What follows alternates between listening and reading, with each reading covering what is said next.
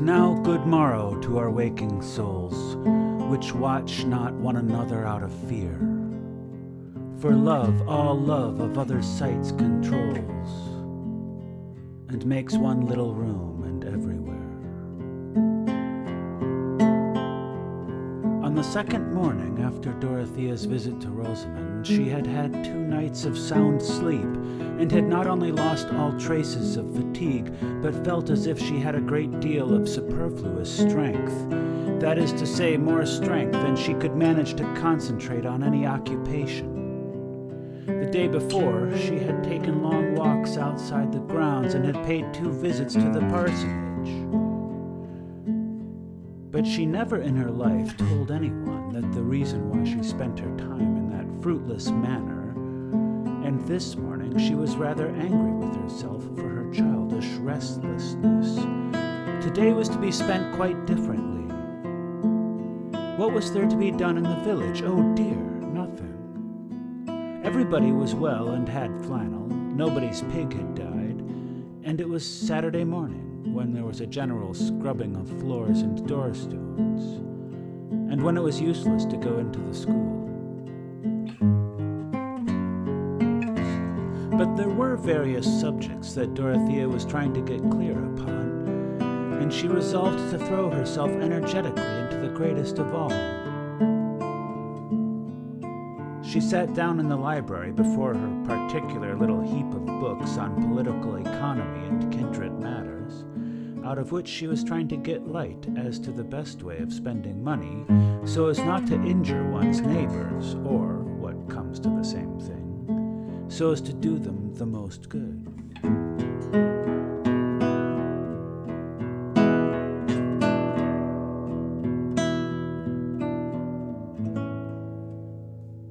Here was a weighty subject which, if she could but lay hold of it, would certainly keep her mind steady. Unhappily, her mind slipped off it for a whole hour, and at the end she found herself reading sentences twice over with an intense consciousness of many things, but not of any one thing contained in the text. This was hopeless.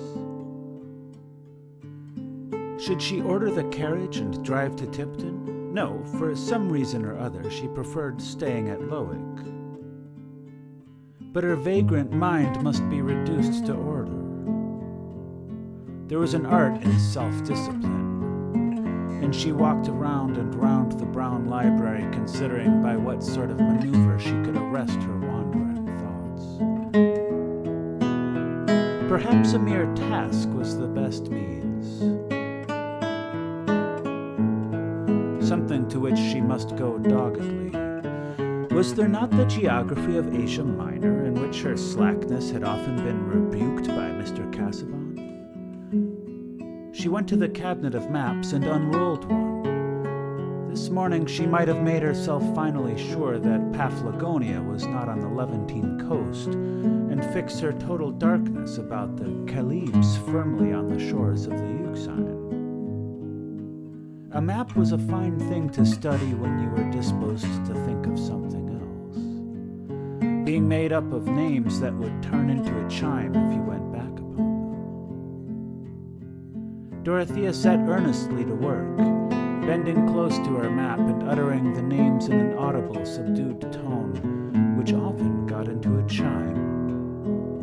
She looked amusingly girlish after all her deep experience, nodding her head and marking the names off on her fingers with a little pursing of her lips, and now and then breaking off to put her hands on each side of her face and say, "Oh dear, oh dear."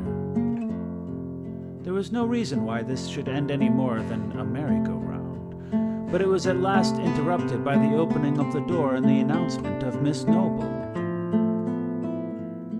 The little old lady, whose bonnet hardly reached Dorothea's shoulder, was warmly welcomed, but while her hand was being pressed, she made many of her beaver-like noises, as if she had something difficult to say.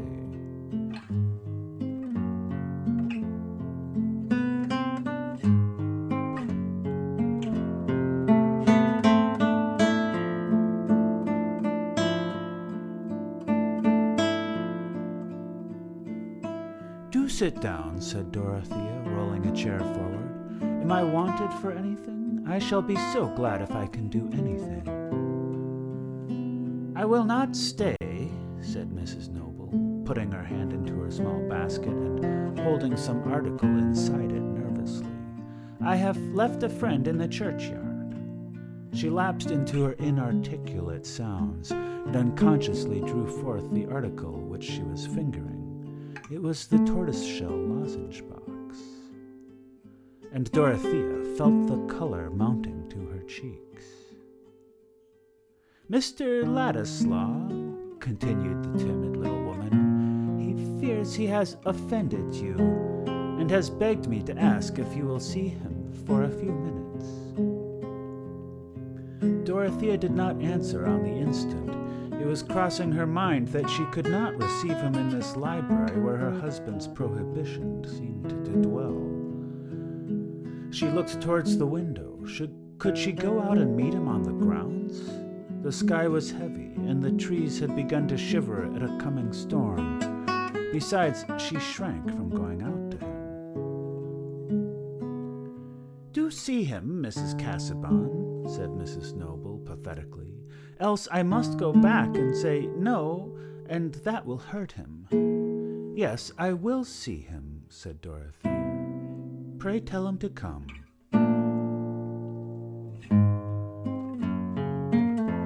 What else was there to be done?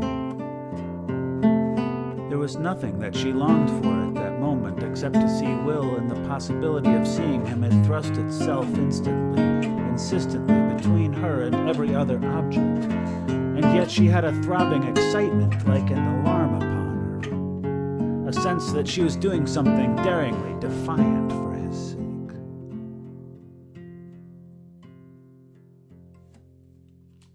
When the little old lady had trotted away on her mission, Dorothea stood in the middle of the library with her hands falling clasped before her, making no attempt to compose herself in an attitude of dignified unconsciousness. What she was least conscious of just then was her own body. She was thinking of what was likely to be in Will's mind, and of the hard feelings that others had had about him. How could any duty bind her to hardness? Resistance to unjust dispraise had mingled with her feeling for him from the very first. And now, in the rebound of her heart after her anguish, the resistance was stronger than ever. "If I love him too much, it is because he has been used so ill." There was a voice within her saying this to some imagined audience in the library when the door was opened, and she saw Will before her. She did not move, and he came towards her with more doubt and timidity in his face than she had ever seen before. He was in a state of uncertainty which made him afraid lest some look or word of his should condemn him to a new distance from her, and Dorothea was afraid of her own emotion.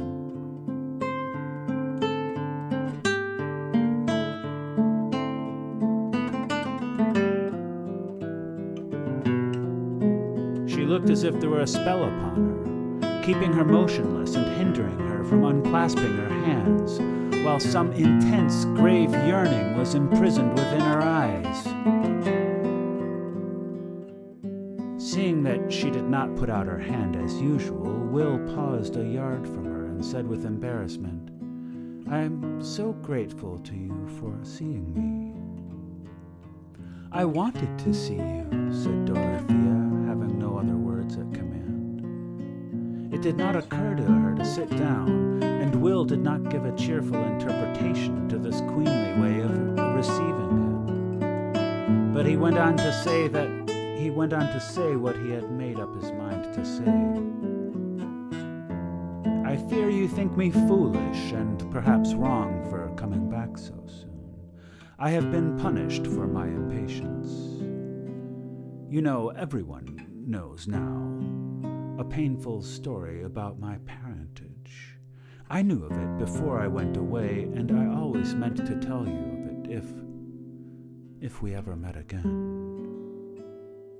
There was a slight movement in Dorothea, and she unclasped her hands, but immediately folded them over each other. But the affair is a matter of gossip now, Will continued.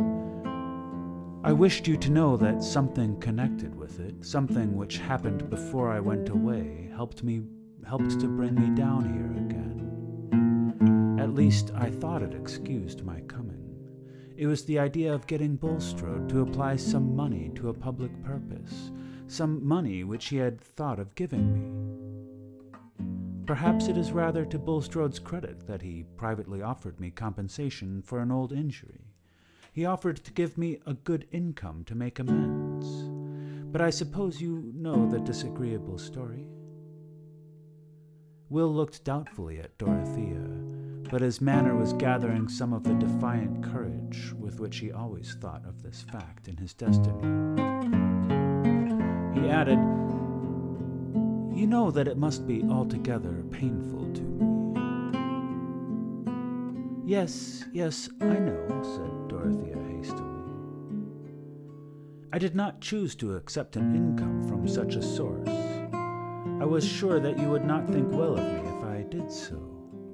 Why should he mind saying anything of that sort to her now? She knew that he had avowed his love for her. I felt that, he broke off, nevertheless. You acted as I should have expected you to ask, said Dorothea, her face brightening and her head becoming a little more erect on its beautiful stem. I did not believe that you would let any circumstance of my birth create a prejudice in you against me, though it was sure to do so in others, said Will, shaking his head backward in his old way, and looking with a grave appeal into her eyes. If it were a new hardship, it would be a new reason for me to cling to you, said Dorothea fervidly. Nothing could have changed me, but her heart was swelling, and it was difficult to go on. She made a great effort over herself to say in a low, tremulous voice, But thinking that you were different, not so good as I had believed you to be. You are sure to believe me better than I am in everything but one, said Will, giving his way to his own feeling in the evidence of hers. I mean, in my truth to you. When I thought you doubted of that, I didn't care about anything that was left.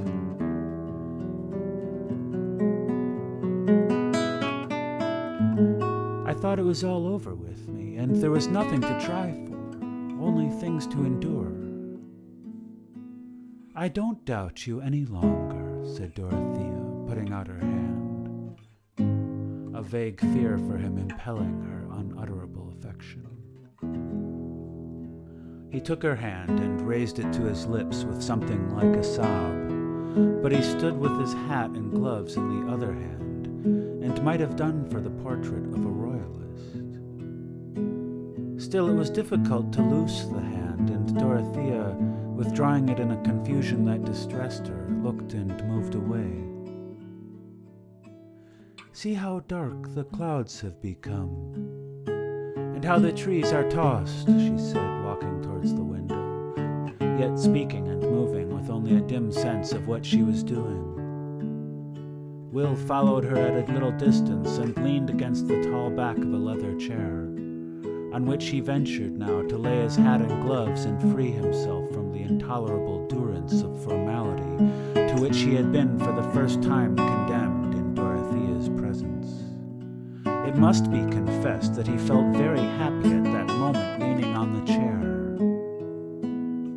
He was not much afraid of anything that she might feel now. They stood silent, not looking at each other, but looking at the evergreens which were being tossed and were showing the pale underside of their leaves against the blackening sky. Will never enjoyed the prospect of a storm so much. It delivered him from the necessity of going away. Leaves and little branches were hurled about, and the thunder was getting nearer. was more and more somber, but there came a flash of lightning, which made them start and look at each other, and then smile. Dorothea began to say what she had been thinking of. That was a wrong thing for you to say, that you would have had nothing to try for. If we had lost our own chief good, other people's good would remain, and that is worth trying for. Some can be happy. I seemed to see that more clearly than ever when I was the most wretched. I can hardly think how I could have borne the trouble if that feeling had not come to me to make strength. You have never felt the sort of misery I felt, said Will, the misery of knowing that you must despise me. But I have felt worse. It was worse to think ill, Dorothea had begun impetuously, but then broke off. Will colored. He had the sense that whatever she said was uttered in the vision of a fatality that kept them apart.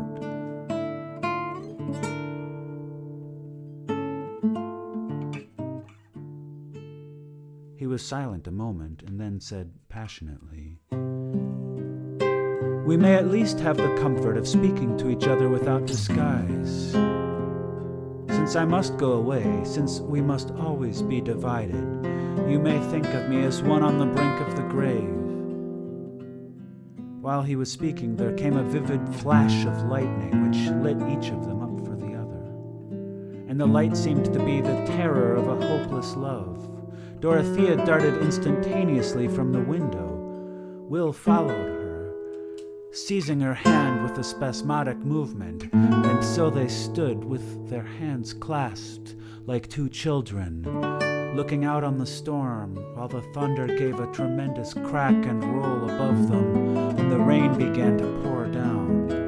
Then they turned their faces towards each other with the memory of his last words in them, and they did not loose each other's hands. "There is no hope for me," said Will, "even if you loved me as well as I love you, even if I were everything to you. I shall most likely always be very poor. On a sober calculation, one can count on nothing but a creeping lot. It is impossible for us ever to belong to each other. It is perhaps base of me to have asked for a word from you. I meant to go away into silence, but I have not been able to do what I meant." "Don't be sorry," said Dorothea in her clear, tender tones. "I would rather share all the trouble of our parting." Her lips trembled, and so did his. It was never known which lips were the first to move towards the other lips, but they kissed tremblingly, and then they moved apart. The rain was dashing against the window panes as if an angry spirit were within it, and behind it was the great swoop of the wind. It was one of those moments in which both the busy and the idle pause with a certain awe. Dorothea sat down on the seat nearest to her, a long, low ottoman in the middle of the room, and with her hands folded over each other on her lap, looked at the drear outer world. Will stood an instant looking at her, and then seated himself beside her and laid his hand on hers, which turned itself upward to be clasped. They sat in that way without looking at each other until the rain abated and began to fall in stillness. Each had been full of thoughts which neither of them could begin to utter. But when the rain was quiet, Dorothea turned to look at Will. With passionate exclamation, as if some torture screw were threatening him, he started up and said, "It is impossible."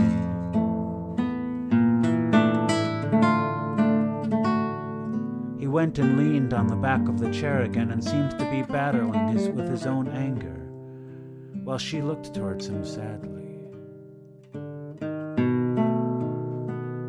"It is as fatal as a murder or any other horror that divides people," he burst out again. "It is more intolerable to have our life maimed by petty accidents." "No, don't don't say that.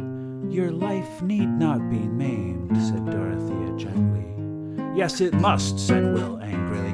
It is cruel of you to speak in that way, as if there were any comfort. You may see beyond the misery of it, but I don't. It is unkind. It is throwing back my love for you as if it were a trifle. To speak in that way in the face of the fact we can never be married. Sometime we might, said Dorothea in a trembling voice. When? said Will bitterly. What is the use of counting on any success of mine? It is a mere toss-up whether I shall ever do more than keep myself decently, unless I choose to sell myself as a mere pen and a mouthpiece. I can see that clearly enough. I could not offer myself to any woman, even if she had no luxuries to renounce. There was silence. Dorothea's heart was full of something that she wanted to say, and yet the words were too difficult. She was wholly possessed by them. At that moment, debate was mute within her, and it was very hard that she could not say what she wanted to say. Will was looking out of the window angrily. If he would have looked at her and not gone away from her side, she thought everything would have been easier. At last he turned, still resting against the chair, and stretching his hand automatically towards his hat, said with a sort of exasperation, "Goodbye." "Oh, I cannot bear it. My heart will break," said Dorothea, starting from her seat, the flood of her young passion bearing down on all the obstructions which had kept her silent, the great tears rising and falling in an instant. "I don't mind about poverty. I hate my wealth."